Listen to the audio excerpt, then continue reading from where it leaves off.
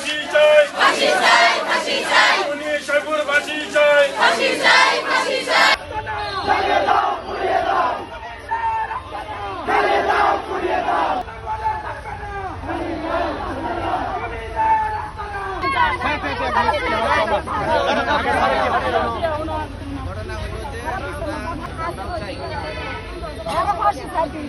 দ্রুত বিচার চাই, দ্রুত ফাঁসি চাই।